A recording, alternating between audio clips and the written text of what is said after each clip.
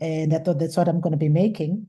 And they had said the university was in Afrikaans. And again, I thought, it's something I've learned, I got to matric, so this shouldn't be difficult.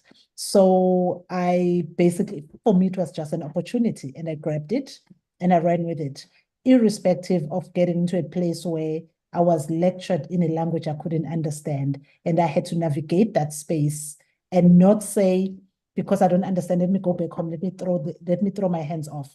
It was, I don't understand. How do I get to understand this? How do I get to make it work? So that's basically what I did. Awesome. That is good to know. It's very interesting to learn that, because some people say, oh, they've known from childbirth. It's good to know that at times you find your passion through confusion.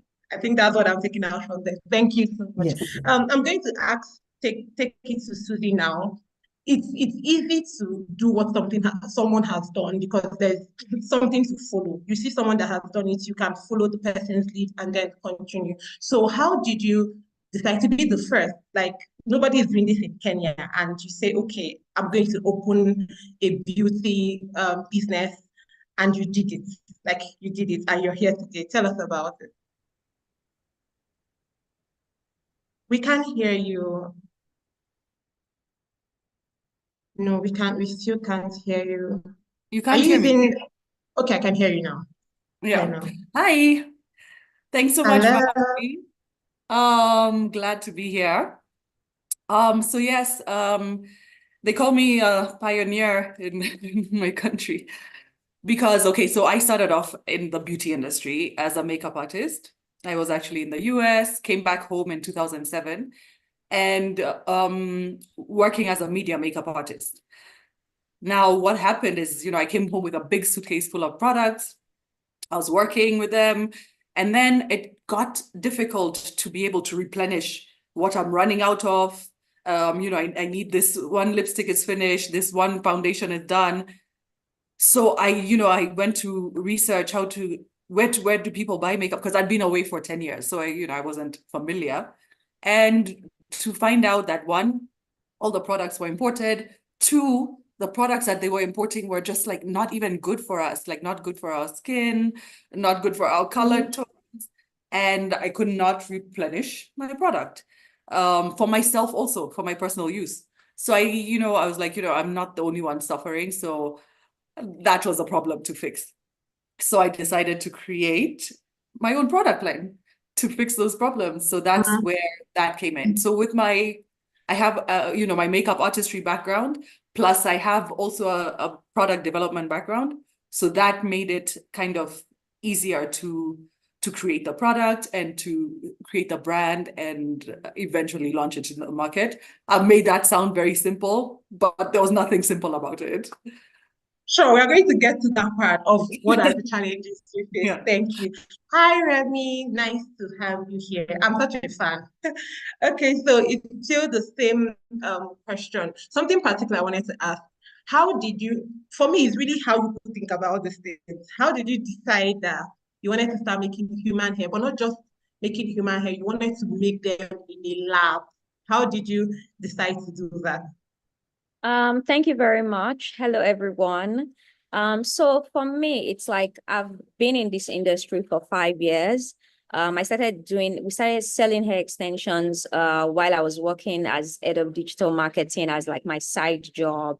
And hair was like just something that I would want, like textures that look like mine. I tried looking for it online in Lagos. There was an option. I had to like import from the US, and I felt like we have a lot of women here who used those kind of extensions. So I started selling, but just like working in the industry, like I got exposed to a lot of inconsistencies. I don't know if there are many women who wear extensions here, but like just the probability of you getting what you actually ordered, or even the probability of you having like enough information about the products that you use is very low. Like there's a lot of, miseducation in the hair industry. People are saying, oh, this is Peruvian, this is Brazilian. And then we started, the era of like the donor hairs and everything. So for me, it was just like a lot of supply chain transparency issues and inconsistency. And it's like, I wanted something that we could, have that transparency into, and that would then equip us to even inform customers like properly, and even like lay claim to the products that we create. So if you look at the beauty industry in general, like skincare, makeup, like consumers are very informed. People can, buy products for like acne or dry skin based on information that is readily available, right? People are familiar with even like the ingredients because information is publicly shared. However, with the hair extension industry, consumers just don't know. Like people don't know where their, the hair is coming from, how it is being processed. There's a lot of, and because of that, people just do not, have that trust. So for me, it started basically from my own experience working in the hair extension industry. It also started from my own personal challenge of even buying things from like a supplier that we've long trusted. And it's like, I realized that, yeah, we are operating in an industry that is not just opaque, but very, very questionable. So I started thinking of what can we do different? I started doing a little of research, and this actually started like almost 3 years down the line because there's a lot of research, we got a lot of no's, we got a lot of this is impossible. Yeah, you can't really do that. But thankfully we are here, and it's still a long journey. But for us, it's that we wanted to create like more transparency in the industry, and we wanted to deliver on what customers want, which is the option to like get hair extensions that look and feel good, but it's also like very manageable. And I think that all of that can be done without scrapping someone's hair off their head, and just doing it in a more transparent and in a more ethical way. So like that was the vision, and like this is where we are now. Awesome. Thank you so much. I think that really aligns with what Susie said. People saw a gap because of where people were working and decided to fill that gap. That is awesome to know. So I'm going to go back to Nikki. You've won so many awards, and we know that it can't possibly be easy because this is an untapped industry. Not even many Africans, generally, not just South Africans, not many Africans make wine, right? So share a bit about your journey. What were the challenging moments? And then what was your aha moment? Like, what was that period you told yourself, I've finally hacked this industry? And I mean, you started excelling from there. So the strategies and then your aha moment. You're muted, ma'am. Okay, so when I finished my studies, one of the things, obviously, I got a job. I worked at one of the wineries as their winemaker for 13 years. So in that 13 years, I was clear that I was working to start my own business. So I was aware of that. So because of that, I made sure that I took ownership of the business that I was employed by making sure that I was working in every angle and in every area of the business and learning as much as possible. But one of the things also I did while I was working there was to make sure that I make friends with people. I was, if there's a seminar, winemaker seminar, I was making sure that at least I must know one person there. I must know who they are, what they do, know their dog, be friends with them other than just looking at on the business side of things. Because in the future, I wasn't going to know whom am I going to meet and how are they going to help me. But I need to make sure that I make friends within this industry because I don't know anyone. So I made friends in the industry. And so and then I did my harvest in other countries. And then I did some collaboration with another winemaker in America. We made a wine together for 2 years. And then I went back to France and consulted for another winery for 2 years. And then when I got it was an African Women Entrepreneurship Program in the States. That was basically sort of a reminder because you walk the path and you get to a point of comfortability, or maybe not comfortability, it's fear of jumping off the ship. And then you forget why you wanted to start your business. And when I was there, I got that reminder why actually I wanted to start my business. And thanks to the friends that I met, I remember one of my friends from Kenya, from Vava Coffee, and there was another one from Zim, Nigeria, and the Gambia. They got together in the other countries. They got together, and basically it's like it was a session of kicking me so that I could come back and resign. So that's how it all happened. And I came back and I resigned. I was scared, literally scared to say I'm resigning from a secure job. But at the same time, I think as I was working, I realized that there's no job that is secure. You know, it's there's just no job that is secure. It's just that it's the responsibility that you take on yourself when you start then the business. So then I started the business, but while I was thinking of starting the business, I spoke to a couple of people in the industry. Again, I went and asked, what is one advice that you can give me? You know, I spoke to a couple of people, and I remember one person said to me, I need to go wherever my wine go. And that's the rule I live by even today. I travel a lot to go sell the wines. She has a network issue. Can you hear me? Is it me? I don't know if it's me. I think might be you because I could hear her clearly. Okay. So I went, the person who I can hear you now. Okay. I think it was my So the person who gave me one advice, you said, go wherever your wine goes. But also one person said to me, never allow anybody to tell you what your value is. And that was the most difficult one, because when you go with a product to someone to sell them, as a South African brand, the world has been in this idea that they need to tell you how much you should sell your wine for. So one of the difficult things was for me to say to a person when they say, no, but this one should be for this price. And then say to them, I don't think then your market is what I'm looking for. I'm going to look until I get the market that I'm targeting. So basically, you're not the one. So it was a difficult one because you want to sell, but at the same time, you need to hold on to something. And I think also after I've been nurturing my winemaking skills and submitting my wines for the awards, that really worked great, because then we managed to get our wines out in the market and get all the awards as a company that we got. And a few years later, the company has grown and we now have people working in the business in most departments. It looks like our host is gone. Hello, I'm so sorry. Lost my network for a bit, but I'm back now. Can anyone hear me? Yes.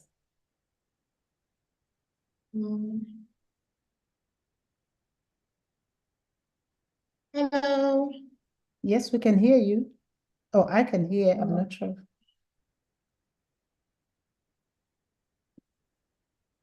I think I'm having network issue.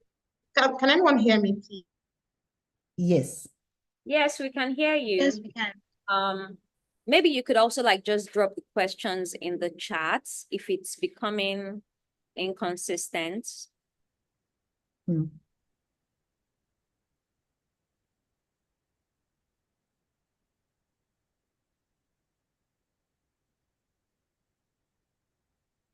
so sorry about that. I've been trying to switch networks. I don't know if I'm audible now.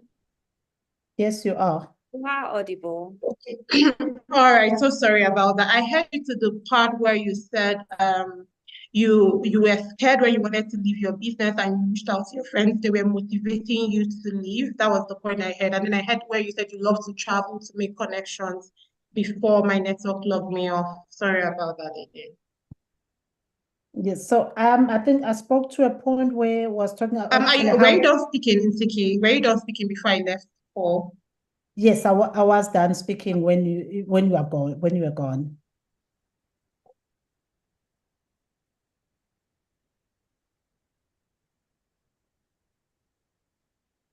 All Yes, I right, was done awesome. speaking. Okay, Yeah. thank you so much. I'm going to move to Susie now. My question for you, Susie, is almost the same thing. Yes, you can see it.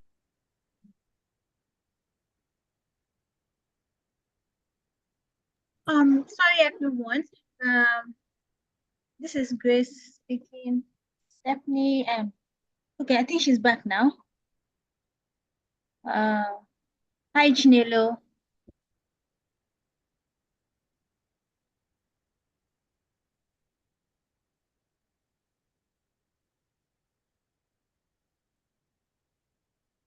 Hi Deborah. Please, can you hear me?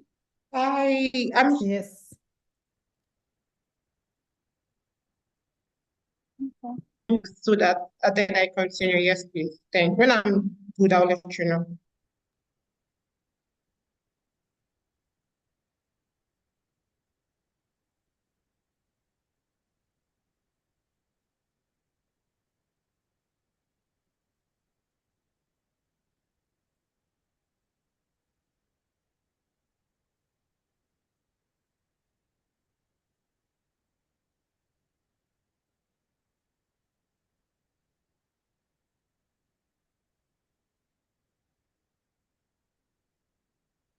Okay, yeah. So I'm trying to bring out the panelist question, the questions that she was asking.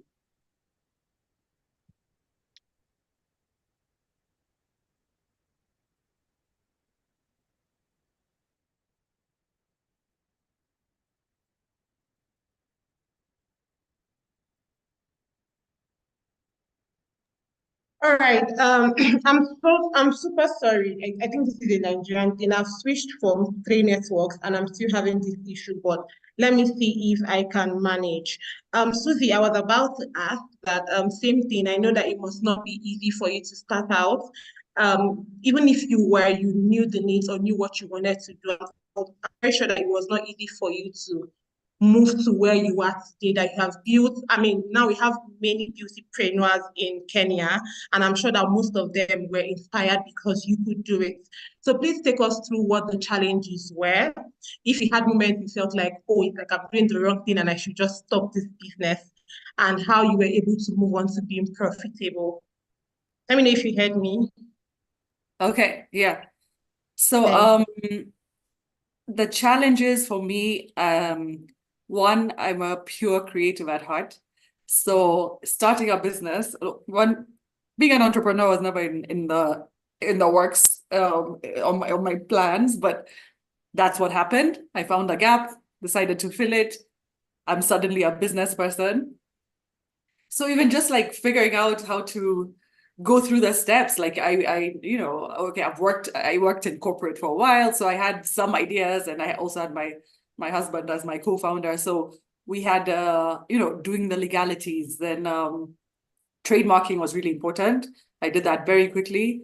As I, once I developed the name and the logo and that, then going into creative was the best. The challenges were running a business in general, for sure. I'm dealing with lawyers and investors and human resource issues and logistics and operations and finances. And so all that on my plate was difficult. And in the beginning, because it's a new business that is mine, I wanted to dabble in everything and learn every little part. So those were intense challenges. But getting out of there, we eventually hired teams and staff. Then I'm gonna say inside of our projections when we were doing our finances in order to get investment, I don't know, there were some miscalculations, so we were always undercapitalized. Even if we did get the investors on board, we were always struggling. Another challenge, which was not entirely a bad challenge, is when we finally launched the product, and this is a 3-year process, launched the product into the market, the uptake was so great that we were like constantly out of stock. So restocking was always an issue.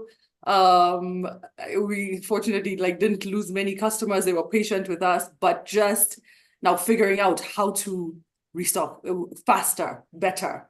And then here in Kenya, importing stuff is not fun. So one, I do have to manufacture outside. I don't manufacture locally because nobody makes color cosmetics in Kenya. So I did have to, while I created the product, I had to find mass manufacturers to make. I've created this one thing, and I just need many of them, manufactured. Importation was a whole nother issue, dealing with those logistics. Our taxes are ridiculous. So those were and are quite challenging. Yeah, so I think I've covered all of them. Yeah, so it was just because I'm such a creative that dealing with product development, marketing, and PR are my strengths, but I had to deal with all the other business parts of it. All the others. The way they say that entrepreneurs have to know a little bit of everything. Awesome. Thank you. I have questions on that, but I'm going to come back. I'm going to go to Remy now. Why the clause where you said you have imported or you've shipped to 70 countries stood out to me was I once started a business and just in Nigeria here, I had loads of logistics issues just delivering to people in Nigeria, and I'm in Nigeria. So when I hear that someone has excelled to the extent that you're able to deliver across like globally, I want to know how did you first of all, how did you get to being the choice person for Natural Girls Week, and how were you able to manage logistic issues? Because this is a big issue that most businesses have, how to manage logistics. So how are you able to do this and still remain profitable? I remember there's this very big Nigerian brand that sells cookware. I'm trying to remember her name. Biggie sister, I can't remember. Radiance Cookware.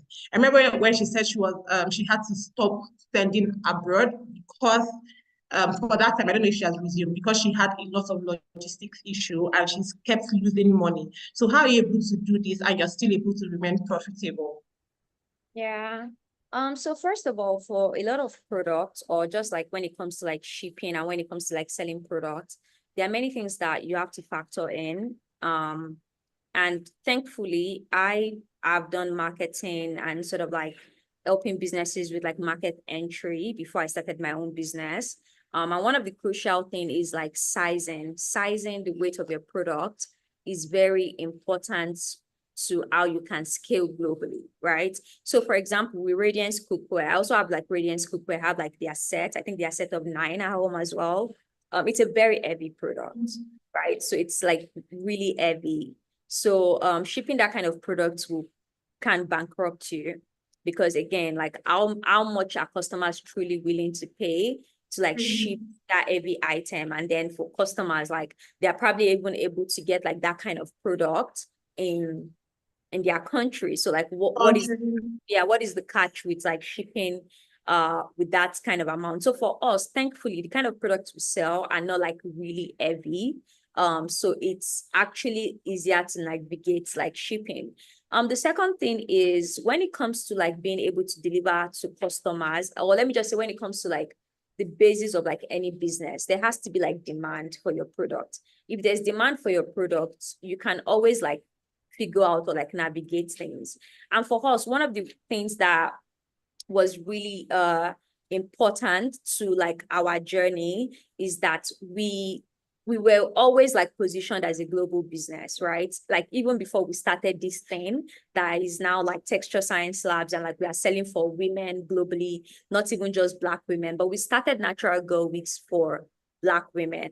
And it wasn't like Black women in Nigeria or Black women in South Africa or it was like Black women, period. So because of like that messaging and the kind of people we worked with, the kind of faces people saw on our page, the way we presented ourselves, people from all over the world who were Black and who our message resonated with wanted the product. So like that demand was there. The second thing was then, how do we ensure that we are able to like deliver to our customers using the best service possible? And for me, that meant we're going to go to the best. And as far as like global shipping is concerned, DHL was just the best for us. And I remember that when we started, DHL actually seemed quite expensive. And I went to them and I said, like, it was so interesting because I did a presentation. Like I had like my manager at the time and I told her that this is what we're selling at this moment. This is what we subsidize with customers. Like customers pay this amount of money easily because again, when you are like running a global business, it's very important that you can localize like your shipping rates.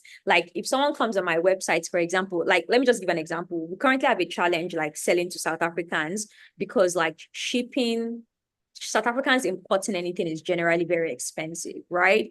So it's not something that we can really subsidize. But for countries like the US, the UK, even Ghana, like we can subsidize the shipping to an extent. And then we then charge customers a fee that makes sense for them. So I went to DHL and I'm like, this is what we are currently doing right now. But if we drop the shipping to this certain amount, we can easily 10x this demand and 10x the are able to actually check out from our website. Because it's one thing to get the traffic, it's one thing for people to actually check out from your website because the shipping cost is not inconvenient. So that was one of the things that helped us to get like DHL's cheapest rate. And even with that, what we just do is that when we factor in the cost of our product, we factor in the general cost of getting the product to the customer. So the customers, the shipping is subsidized to an extent, and that then makes it easy for us to, like, ship to customers without necessarily, the cost being expensive. Another thing that we do in the markets that we really get a lot of orders from, and this is the US and the UK, is that we have like third-party shipping partners there. So whenever we get orders, like every week we ship, now we do about twice a week, but we ship a bulk of orders to like our third-party partner in the US and UK, and then they distribute locally. So if you look at DHL rates, it's like, I'm sorry that I'm really getting into the nitty-gritty, but this is the context. When we ship with DHL, if you look at the cost per 2 kg, for us, we can get in about 10 products or even more on that 2 kg. And we still pay the same thing as if someone just shipped one product. So if we ship a bunch of products to our third-party person, when we divide the cost, it is actually cheaper. And that person can then ship within the UK. Within the UK and the US, for example, they can ship locally for us with as little as $2-3, right? Which then makes the shipping like even better. And for us, like the future, we still want to even, probably even just like be stocking products there permanently, because like these are markets we want to invest in. So as an entrepreneur, when it comes to like the things that are really important to you, you have to really be creative about problem solving. You have to be like, negotiate, and just like, yeah, it might not work for everybody, but have you presented your case and said, this is what the picture is? And then you also have to look at the markets that are most important to you. Yes, we've shipped to over 70 countries, but we've also like, zoomed into the markets that really move a lot for us and provide like proper subsidized shipping in those markets, because we know that, we can get 500 orders from these markets in a month. If we subsidize maybe $5 of the shipping fee, it makes sense at the end of the day when you calculate the total that we make from those markets. And then for other markets, if people really love us, like they can shop it. Like we still have people that buy from us from South Africa, but the shipping is really expensive and they still have to pay like the clearing fees with their customs and all of that. So I would say it's important to be creative. It's important to be, strategize properly. It's also important to know the markets that you get the most demand for, and then subsidize in that market and be creative about it. Awesome. I like how detailed you were. It shows that you studied your markets. Like if we wake you up from sleep and we're like, Oluremi, how did you get here? You can tell us all about it. And it also shows that you're involved in really like the nitty-gritties of your business. That is awesome to see. Thank you so much. I'm going to be going to Nsiki now. I want to ask a particular question, and I want to relate this to the COVID time, because a lot of women reach out to me to say that their business has never been the same after COVID, because they lost everything and they're still trying to pick up. So I want to ask, I'm using COVID as an example, but it speaks generally. How, when your business goes through challenging times, whether it's a personal business challenging time or it's something in the economy that you're not able to control, how have you built your business to the point where, come what may, you're not running at a loss? You're not even just breaking even, but you're still making loads of profit. You're muted, please. You're muted. We can't hear you.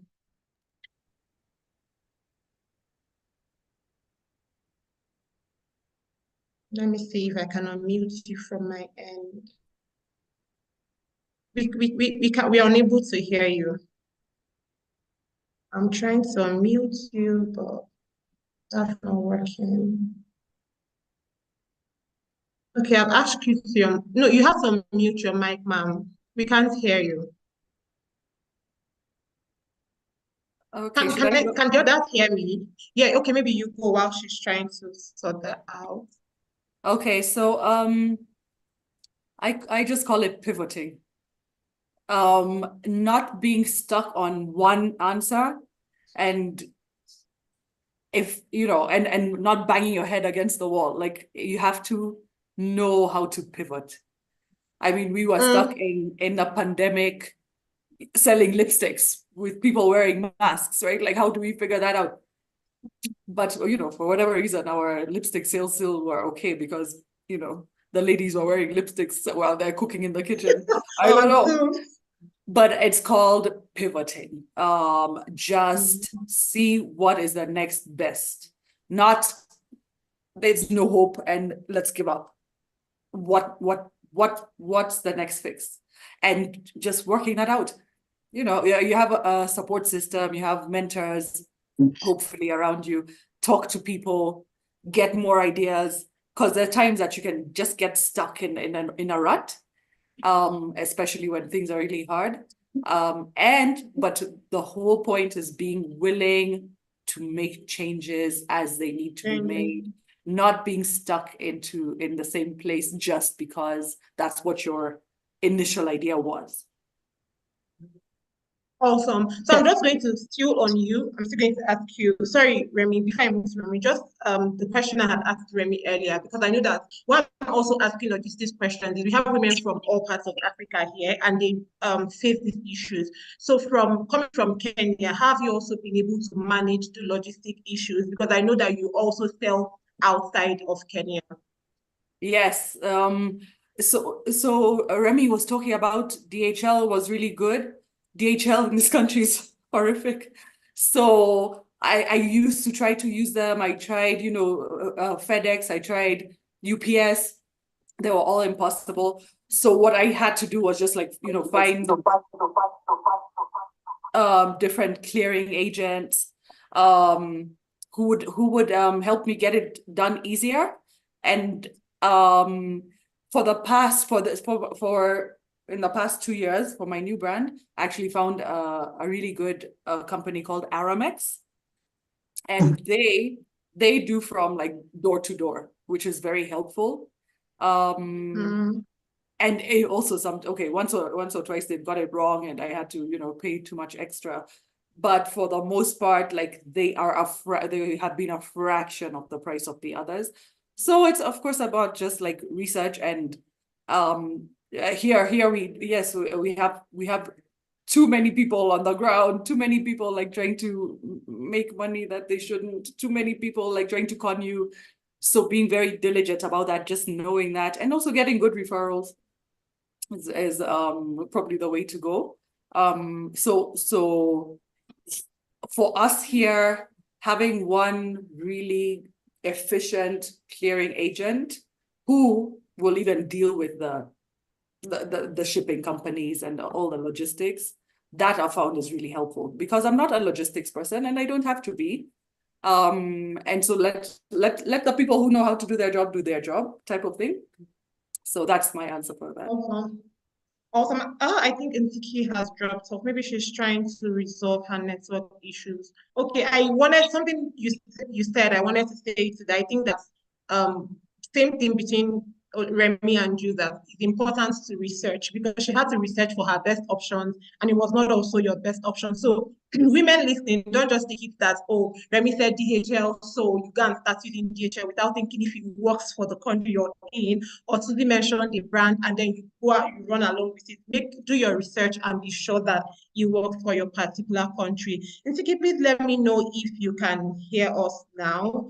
But while we are waiting, Remy, please share with us how you survive COVID and generally how you're able to survive when you have unique or serious business challenges. How are you able to overcome them?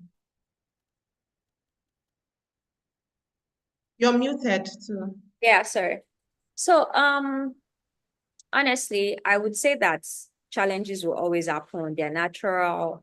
COVID wasn't really as funny for us, to be honest. But obviously, as an entrepreneur, I've gone through like so many things. I'm even going through like so many things right now because almost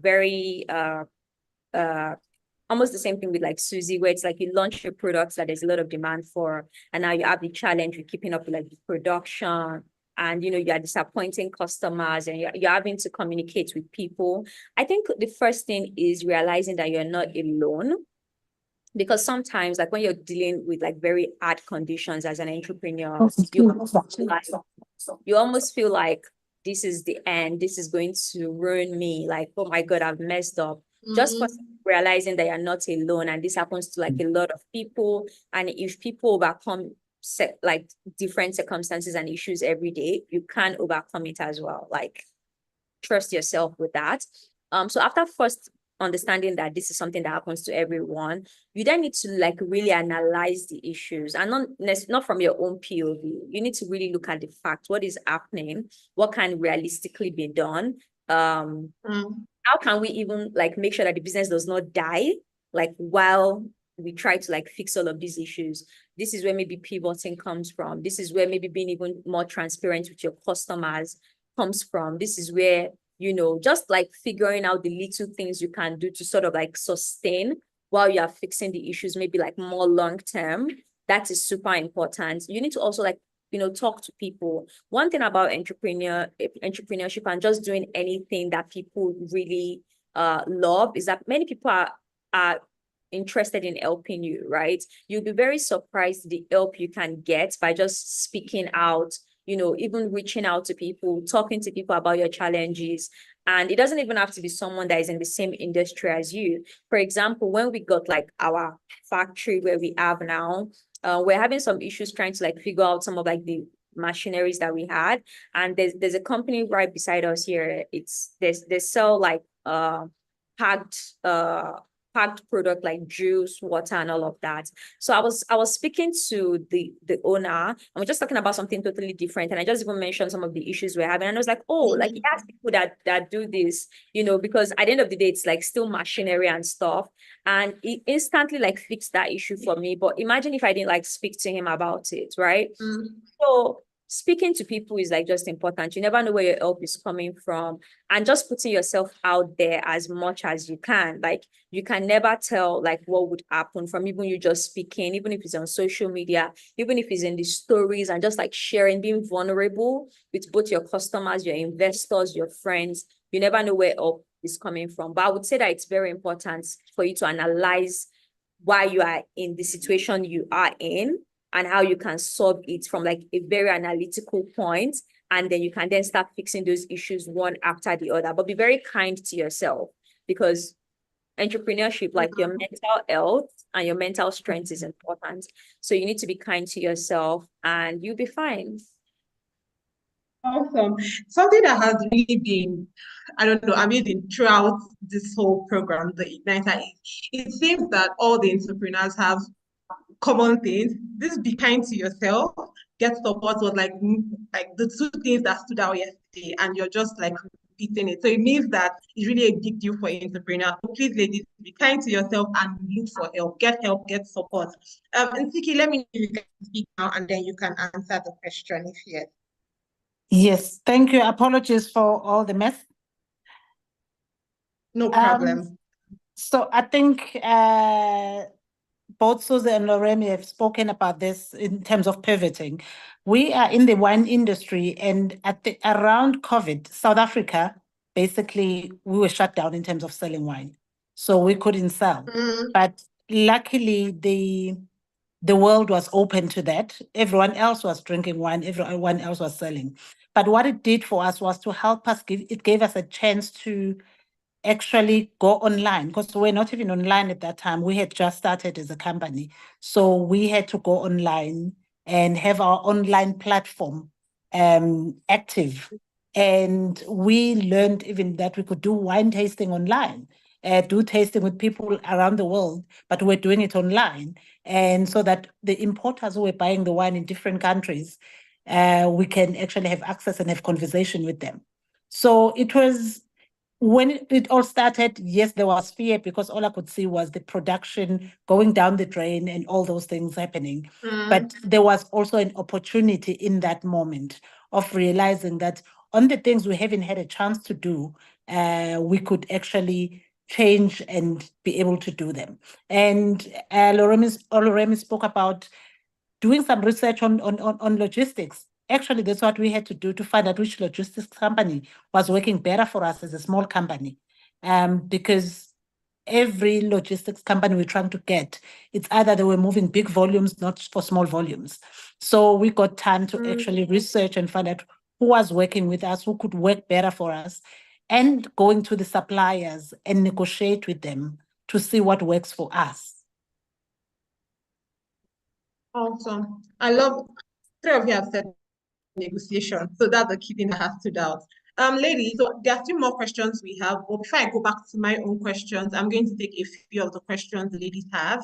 Then I continue so that we are able to also attend to others. So this is from Bocello. She says, my challenge is my husband is the creative one while I'm a numbers person. It has to make sense to me in terms of how much we'll be making. And this makes us, sorry, let me read that. Okay. It has to make sense to me in terms of how much we'll be making. So at times we are loggerhead because he wants to go ahead and trust the process while I want to hold it off. How do we balance this out so that we can work effectively for our business? Do you want me to take that again? Yes. Yeah. Okay. So she said the challenge she has is, I think the business she's running it with her husband. Her husband is a creative person and maybe always has bursts of creativity, but she's the more logical one that wants to ask herself, will this make us money or not? So because of this, she's always having issues with her husband, and the business is not moving forward because they're not able to agree on a thing. So her question is, how can she put a balance so that things can work, things that she's more logical and her husband is more, let's do this, let's get to it. So I'm just going to jump into this. I think Okay. as a winemaker in my previous job, that was the problem I had. I wanted to buy barrels. I want to do this. I want to do that, because I was not having a spreadsheet where I can sit down and look at what is coming in. And so immediately when I got really involved in financial side of things, it literally changed my whole side, because I think when you've got a spreadsheet that shows your cash flow, it actually either it's going to scare you or it's going to make you want to do the job. So the cash flow, the projections of money, knowing when part, because you have to think about it to say, how much am I going to sell here? How much is going to come in at what time? And when you have those things, then you know what's going to come in and what's not going to come in. And it works also when you're doing the budget. That for me, it worked in a sense, even when I started the business. I have a mentor who's very financially orientated. And all I knew was like, I know that I'm going to make the wine. I know it's going to sell. I know this is how I'm going to do it. But he wanted to see things on paper, and which was not something that as a winemaker I was excited about. But I had to try and think to say, okay, I've got clients here, there, and talk to them first, finding out how much are they going to be buying at the beginning? When is that money going to come in? And then I can do things based on what's coming in, other than doing things because I think I need to do them. Okay, that's a good way to look at it. You do things because I think you align more with the lady that asked the question, that she always thinks about the numbers before doing things. Okay, Susie, do you want to add on that? Do you want to add to that? Or that's fine, we can move on. There's still lots of questions. Maybe we should move on because we have a lot of. I was just going to say just one sentence, which is, it's also really good to be able to work together and learn that fast in the beginning, and not prolong the pain if you can't work together. So there's also always a blessing if you can work together. Work together. I agree. Okay, so Remy, please take the lead on this question, and then after you see Susie would add. This is Blessing Makako. She says, what kind of strategies can we use to make our products more demanding, especially in other African countries, apart from your specific country? You're muted. You're muted. Sorry. You most certainly have to go with what do consumers actually want. A lot of entrepreneurs always think that they have to reinvent the wheel. You actually do not have to do something new. Like, what do people want? What is the gap in that demand? So like, let me just explain. For example, like, yes, a lot of women use makeup, but if you look at the makeup industry, there's a lot of like, there are different kinds of products. There are women who want like, products that look very glamorous. There are women that want products that look barely there. It's the same thing with, hair extensions. People want hair that looks glamorous. Some people don't mind going to the salon to install and buy like really expensive bundles. Some women want it to just come in packed hair that it might not like be the the absolute best quality, but it still gives them that look. At the end of the day, you have to really ask yourself, and not just asking yourself, but do actual research on what do people want? What have you seen that has demand in those markets? Another thing is you also do not really have to sell to other countries to build it like a successful business. That's another thing. Like even in the markets there might be like a lot of demand that is going into even billions for a certain kind of product, right? And if you build a product that has a lot of demand, you won't even have to be the one to go and start saying, how can I go to these markets? You will start getting people reaching out to you and saying, oh, this product is amazing. How can we sell it for you there? Or even customers individually wanting to buy from that country. And when you get a lot of demand, it will be easy for you to solve the other things. So for example, because we know that a lot of customers, buy from us from the US and the UK, it made sense for us to then invest in setting up little operations in those countries because it pays for itself. Right? So demand has to be the first thing. People actually have to want the product. You might fine tune and maybe add a little thing to that thing that they already demand to make yours more appealing, to make yours like the number one.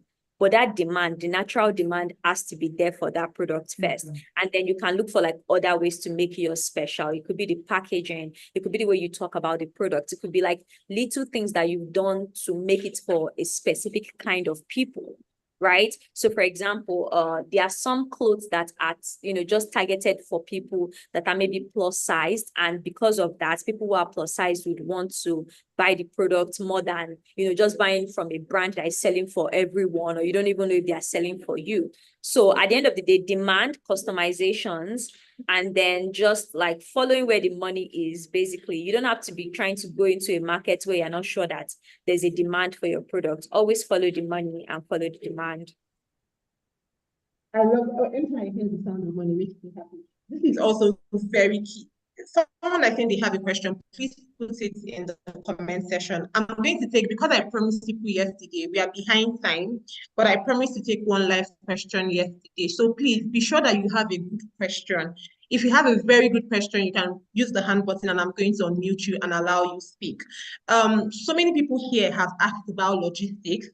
So I'm going to just allow you maybe briefly, maybe one minute for all our panelists to help us with the logistics again. So all their questions are really, this one said she wants to know more about DHL. The other one said her major problem has been logistics and she has not seen any reliable or cost-effective way of sending things to other parts of Africa. Another person is asking about how her logistics can be cheaper. So maybe if you want to share in a minute how, I think Oluremi has extended on it, but we can go again, how you were able to finally get sorted with your logistics. Sticky, you can start, and we have Susie and back to Remy. Then we take one live question. Yeah, thank you. But I think Remy has actually extended a lot on this logistics part. There isn't, I think the main thing probably will be to go to the logistics companies, sit down with them, find out what they have, and explain to them about your company and appeal to them actually to customize for you if there is a possibility that they can do that.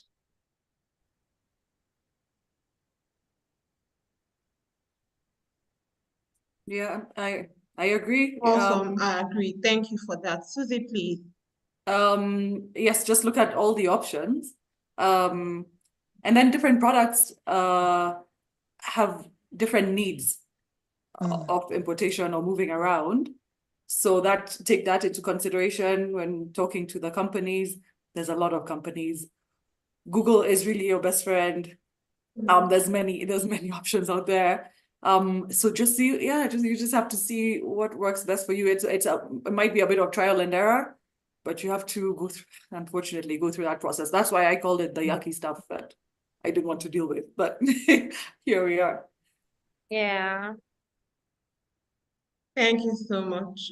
You wanted to add something, Remy? Because I know you actually extended on that, but if you want to add something, you can. Yeah, I think you need to first, what is actually the challenge? Because we all know that there are a lot of delivery companies that offer shipping. So I think it's important to specifically say what exactly the challenge is. If it's a challenge of like cost, shipping is expensive. There's nothing you can do about that. right? So, I made an explanation of how myself, I realized that if I was getting a lot of orders from a specific region, it makes sense for me to then have like a third party person and then ship bulk to that person so that way we are able to like reduce cost and then charge customers very cheap. So that's a very specific solution, right? Because there was demand in those areas. As we say, we ship all over the world. At the end of the day, shipping in Africa is even more challenging than shipping to other parts of the world. That's been my experience, right?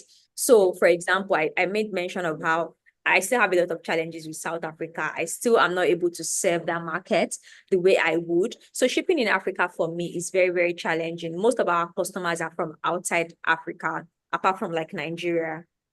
Right. So one thing you have to realize is that you need to go where the demand is. If the demand is in a specific region, then I would say find a third-party shipment arrangement so that you are not shipping individually to customers, right? And if your product is also like a bit high-end, I don't think that it's bad for you to just like, absorb some cost of the shipping. For example, I know friends that do like fashion designing where like customers are buying the clothes for like $350, $500.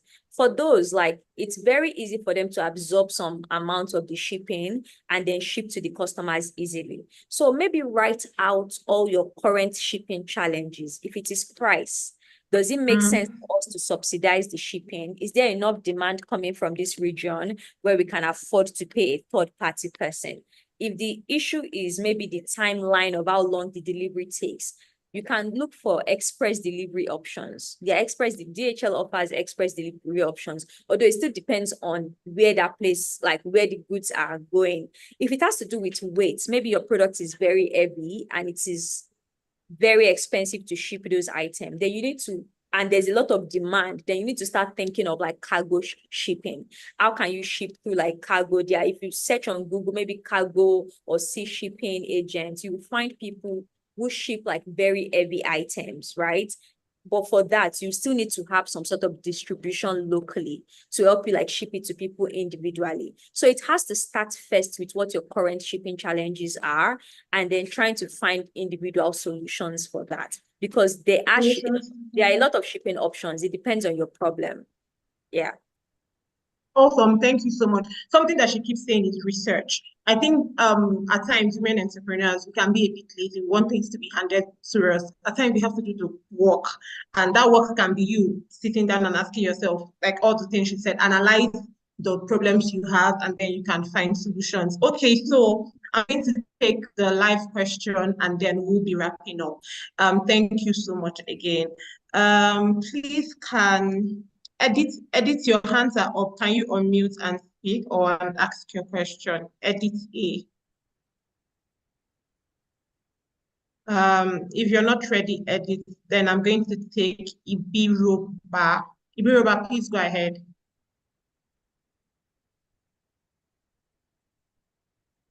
Ibiroba, can you speak?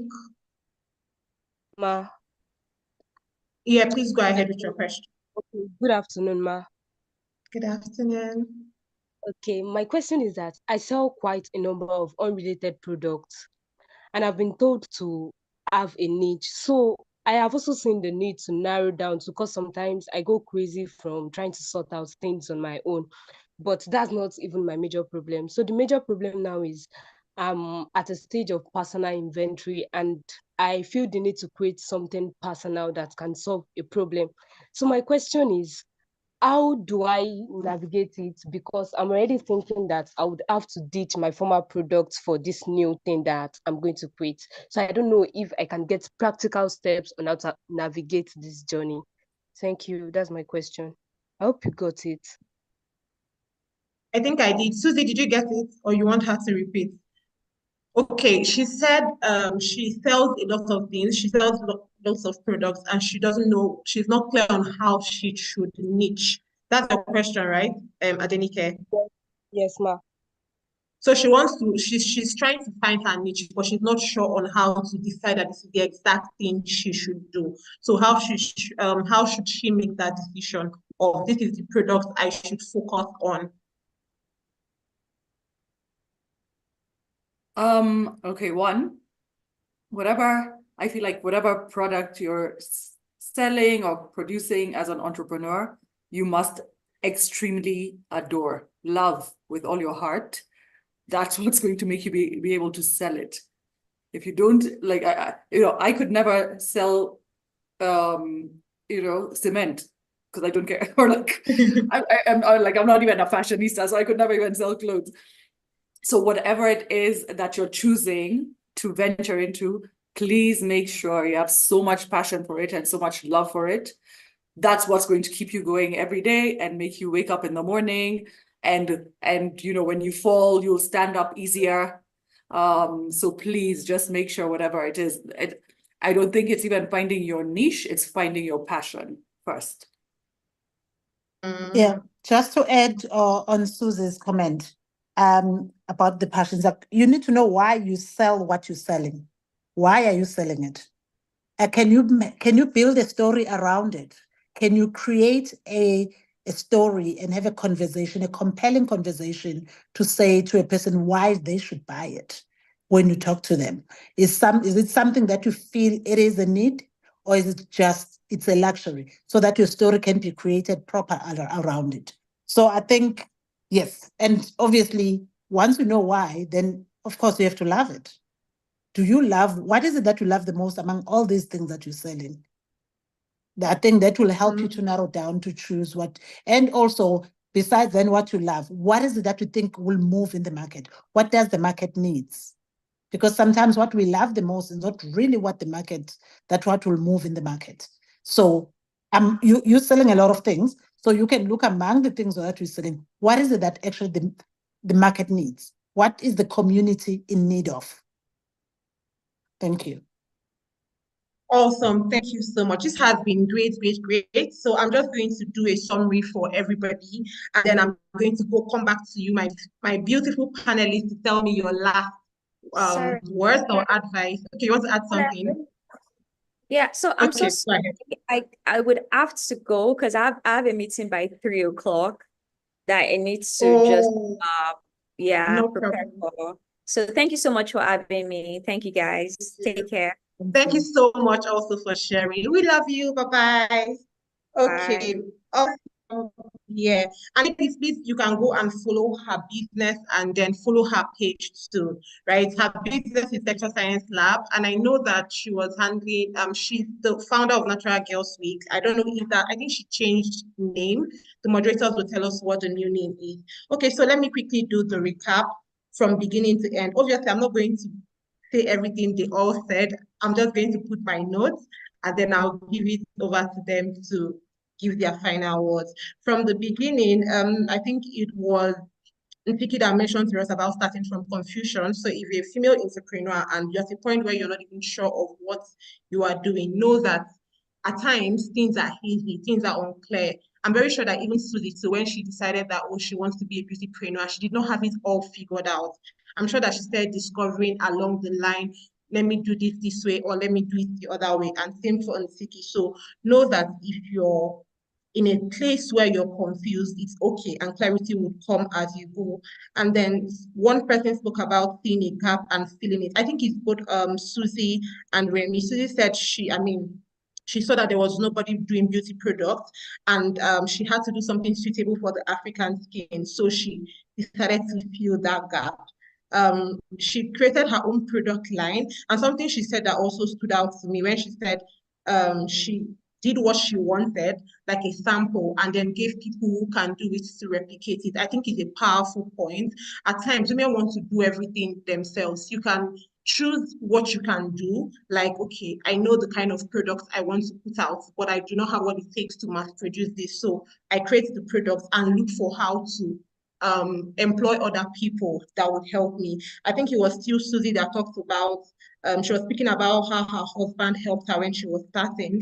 So please find support. Don't think that, again, it's good to be a super person, but when you need support, please look for support. Both Nfiki and Susie, I think all three started as a career person. And just to also speak to that if you're a career woman right now, you should not think that it's not every time it's good to be an entrepreneur, but it's okay if you think you're not yet there and you just want to remain a career person for now.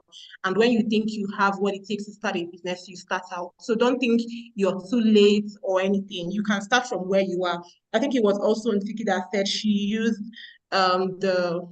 the ideas that she got from working as a wine person or from the wine industry to start her own business. So from where you are, you can start building out to who you want to be. So you want to work on that.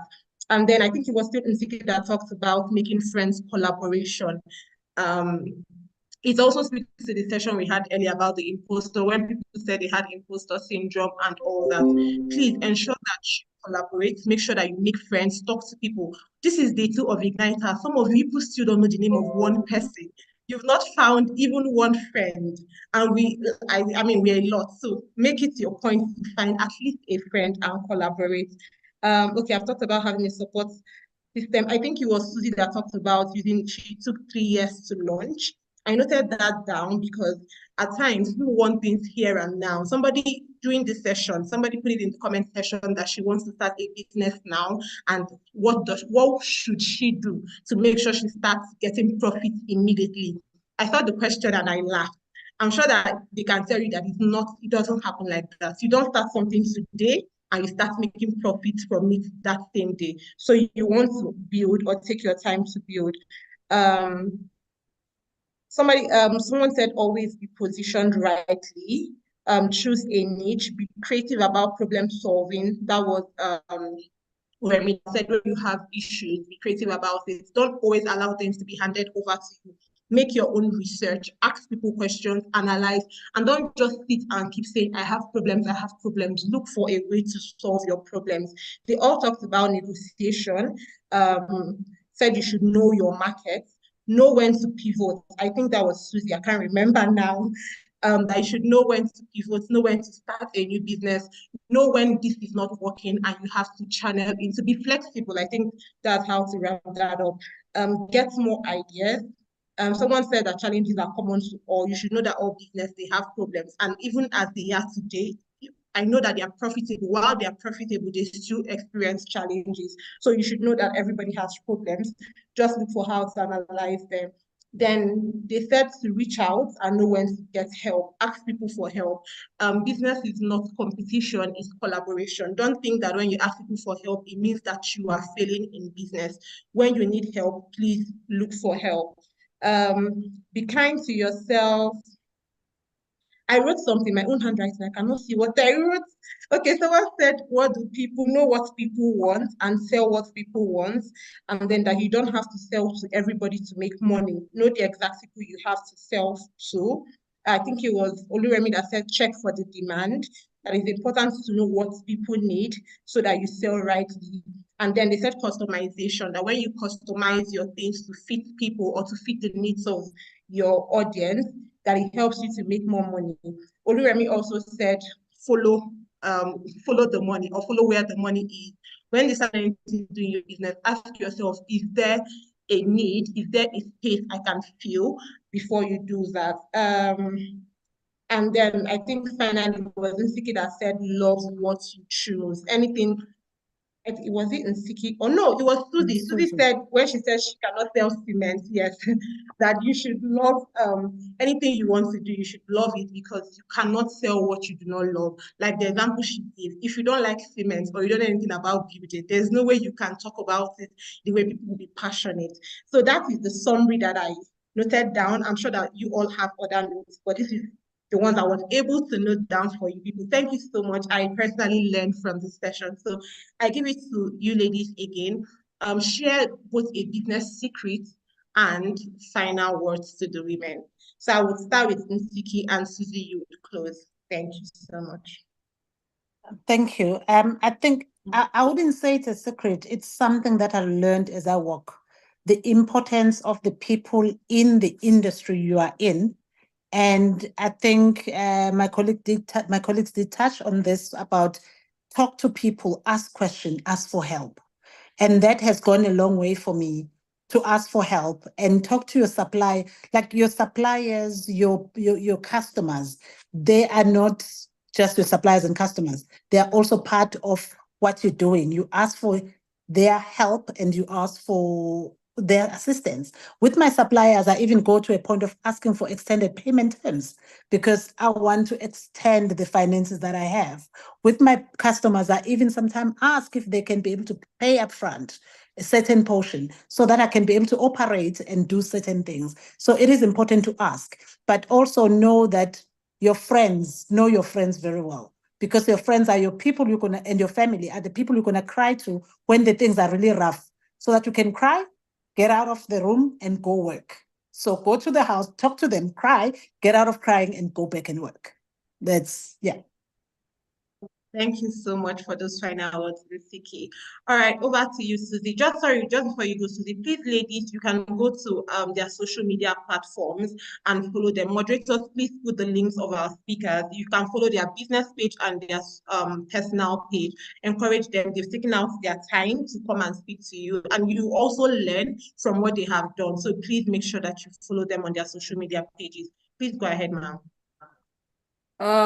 Parting shot is, you know, getting into entrepreneurship is not an easy process. It's not an easy task. But when it's good, it's too good, right? Like, so not everyone wants to be a 9-to-5er employed by someone. So there's a freedom to it. So if you want to jump in, please do.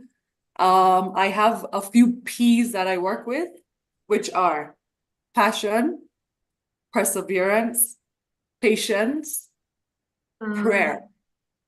With those, prayer is so important. You'll do the little leaps and just don't give up. And you won't if you love what you're doing. So get into it and enjoy the ride, because it is a ride. Awesome. Thank you. I love that. I like the passion, perseverance. I think if people don't go with anything, you should go with that. I don't know how many P's now there were, but I remember passion, perseverance, and prayer, because prayer was very important to me too. Yeah. Thank you so much. I enjoyed being the moderator. I enjoyed learning and dealing with such powerful, intelligent, and beautiful women. I'm hopeful that someday, it could be next year, it could be, I don't know, but someday that we are also able to build strong businesses, and we are going to use all the tools we have learned here to be better. Thank you so much. We hope to have you on another show, be it physical or virtual. Thank you so much, Nsiki. Thank you so much, Susie. Ladies, please, your thank yous, your emojis, your flags. We have this, okay, we have gone. So Kenya people, South Africa, show love, show love. I'm seeing the links, I see Susie's links. Please drop that on Nsiki, so please follow them and show them your appreciation. Thank you so much. I am really grateful. To have a good evening ahead. Bye-bye. Ruth is still around though. All right, bye. Okay, ladies, let us wrap for the day. It's been awesome. It's been great. What I'm going to do now is to, again, let me look for 1 or 2 people to give a freebie before we call it for today. Tomorrow is the last day for IgniteHER 2.0. And as you can see, it's been going from one level to the other. It's been awesome. It's been great. I've been ignited, and I know you have been ignited. It will keep getting better. So you can see that we had a lot of things packed. We still have a packed session. Tomorrow, we are still going to have another breakout room. And the breakout room we are having tomorrow is for networking, right? People are going to be in breakout rooms with people from your industry, and people are going to discuss industry challenges, industry issues, industry wins, and how to navigate. We are also going to be having a senior specialist, a senior trade person tomorrow that's going to come and teach you guys how to trade globally, right? The right certifications you need to have and the right bodies you need to be part of. So please do not miss the session tomorrow. The trade class is going to be awesome. Then all the freebies we have, Grace, if you could please move the slide to the sponsors part. All the freebies is not given. So I would mention some things we have. We have lunch packs, we have rice, Kingdom Foods gave us bags of rice for the women. Oh, I forgot to mention. Hold on, let me check on my phone. So our speaker yesterday that you all loved, I don't know if you remember, Jackie, our speaker that spoke about marketing. She reached out to me and said, because she has been following the class. Good to know. Thank you so much, Jackie, for that. She reached out to say that since most of you have problems with personal branding, that she's volunteering herself, her time, and her expertise to help 100 people with their personal branding. So please, ladies, let us appreciate her. I'm going to share details on how we are going to go about that tomorrow, because she told me today, so I'm here to process how it would make it work.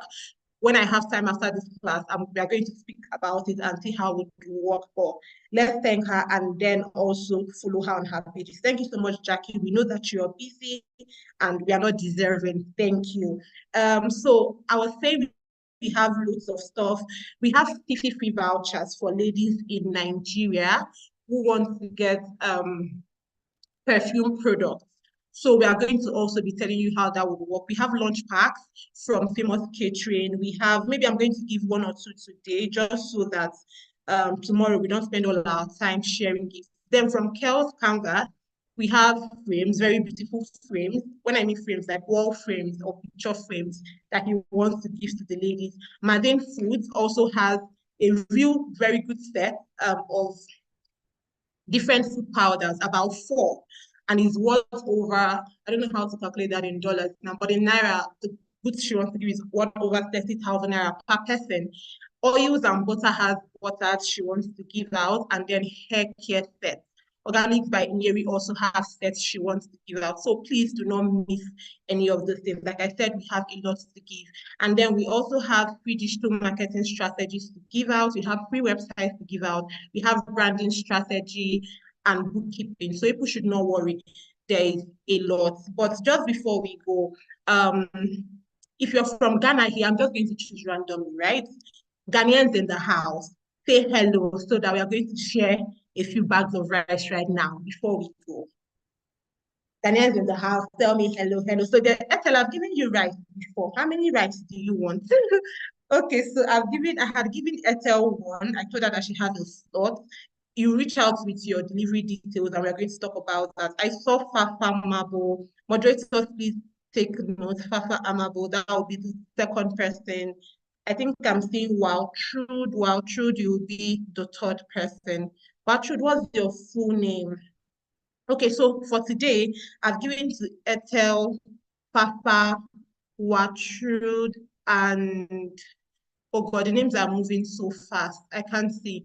Please, I'm asking for Ghanaians now. Ghanaians on the call, especially if you're in Accra, Ghana. Ghanaians on the call, say hi so that I would know you. I've seen 3 people: Ethel, Fafa, Waltrude, Kurugu. Okay, Waltrude, Kurugu.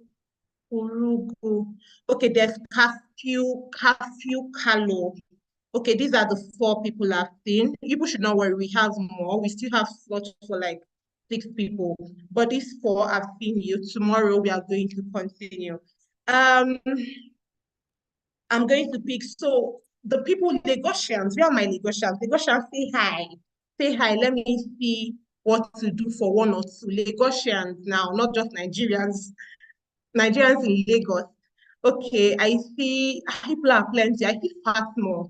Fatma, what's your full name? Why I'm calling Fatma is I saw a comment where somebody said Fatma did very beautifully in her breakout session. So that's why I'm calling Fatma. Fatma, give me your full name. I'm seeing Mary Oga. So I have Fatma and Mary Oga. Okay, all right.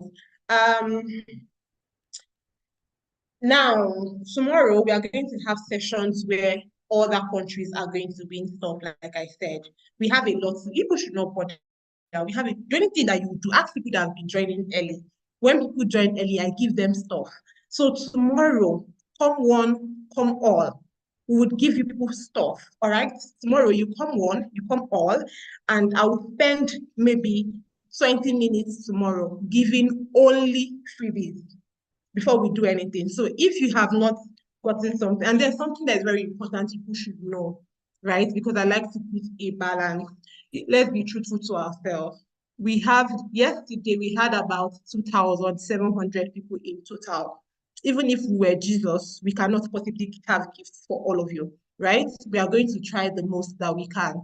And even if we don't give you any freebie, you have gotten value just from being part of this program, right? So please do not be ungrateful and do not be discontent. We have shared a lot of value. So even if you do not get a freebie, know that you have gotten value by just hearing from people. So please do not make it look like our efforts are in vain just because of a freebie. Like I said, even if we were Jesus, we cannot provide freebies to all of you. But know that even if you don't get something during this IgniteHER program, we are still going to keep looking for ways to help you as we can. All right. Thank you so much. I love all of you. So let me just give 2 cards, and that will be all for today. And tomorrow, like I said, all these gifts, all of them, we are not going home with anyone. Tomorrow, join early, join in time. We share everything. We share it and know that we are done. All right. Okay, so I have MTN Nigeria. I'm going to call it quickly. 2690. Come tomorrow. Don't I did not tell you, come tomorrow. The vouchers I have, I'm not even the gift, only the vouchers are over 30 that I've not called. So come tomorrow. All right. 2690-9235-7210-19316. Let me know who got it. I've not been calling only MTN. I've called all the brands. You should that they not listen, my dear love. Who got the one I just called now? 2690-9235-7210-19316. Okay, Jewe got it. Okay, congrats, Jewe. So I have Glow. Let me call Glow. This one is, I think it's 500 card. So I call the Glow, and after the Glow, I call maybe one Kenya. And I've given gifts. You're saying Ghana freebies. I just gave 4 people in Ghana right now. You were not here. Okay. For Glow is 53078-29641-71343. Who got it? 53078-29641-71343. Who got it? I didn't skip your name. Maybe I did not. Okay, Mercy Beatrice got it. Congratulations. Okay, that's it. Tomorrow we'll continue. Again, I'm going to repeat this. This is because I always get this from women. Please do not be entitled to things. Do not sound entitled. I've said it time without number. There is no way. I know that other countries are saying what of them. I am in Nigeria, right? I have a friend in Kenya. This is how I was able to get vouchers. I also tried for other countries, and I was told most of them said they do not have vouchers. They do transfer of cards, and there was no way I could do it. I did my best, right? We did our best as a team. But that is why we have said the countries we were not able to reach out to, we have gifts for you, right? And then there are also gifts that we have, like the free website, the free brand identity, bookkeeping, that is regardless of your country, okay? So if you want those, reach out. In fact, don't worry, don't bother reaching out. We are going to give it to you. At the end of the session, we'll send you links. You can register and get this. Don't feel like you are left out. You cannot be left out, amen? All right. Tomorrow we are going to start early. We are meant to start by 11, but just because we have a lot of freebies and gist to have, because I want to hear your voice. I want us to, gist a bit. Let's start by 10:30 WAC, 11:30 CAC, and 12:30 EAC. I love you all.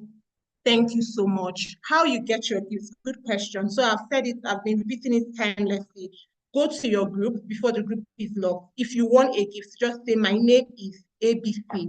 I am from this state and country. This is my email address. Email address is very important. So drop your email address, your number, your state and country, your name, and we'll reach out to you. Even people that won yesterday, we've not reached out to some of them.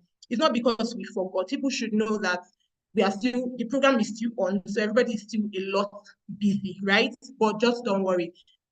Latest, all the gifts we have given out, the latest is going to take will be next week, Friday. because obviously we are going to need time to also collate all of them and send it to the sponsors before they start delivering. So latest that people are going to receive your physical, for people that got a physical gift, the latest is Friday next week. If not, but you're going to receive it from now till Friday, but the program has to be over for us to collate it, right? Anybody that did not remember what I said, please tell them, because something I've said, people are asking me again. I've said it, people asking me again. People will not kill me for my money. Okay, thank you all so much. Merci beaucoup. Before going, I would not fail to mention that I am not, while it's my face you see, I am not the only one that has worked on this. So shout out and thank you to every part of the Impact Her team that are in the background, the people that have moderated, people that are on YouTube, my colleagues, Grace, Deborah, Depriye, Odunayo. I just pray I do not forget anybody's name, so I won't be murdered. Yeah, but peace. Exactly. Everybody on the team that has helped, both the people you can see their face and the people you're not seeing their face. Thank you so much for doing this. Let's see ourselves tomorrow. Please go and like our post on Instagram. As I'm talking to you, be doing it now. Go to Instagram, like all our posts at Impact Her. Go and do it. And if you're on YouTube, go to YouTube. The YouTube you're watching from, subscribe. Click on the link and subscribe. Like our post, subscribe. Till next time, it's all love from here. See you tomorrow. Bye-bye. Bye.